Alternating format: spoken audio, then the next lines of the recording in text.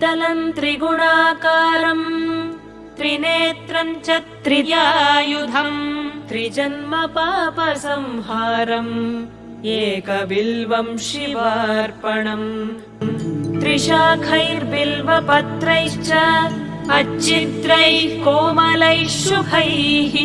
तव पूजां करिष्यामि एकबिल्वं शिवार्पणम् सर्वत्रैलोक्यकर्तारम् सर्वत्रैलोक्यपालनम् सर्वत्रैलोक्यहर्तारम् एकबिल्वं शिवार्पणम्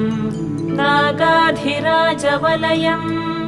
नागहारेण भूषितम् नागकुण्डलसंयुक्तम्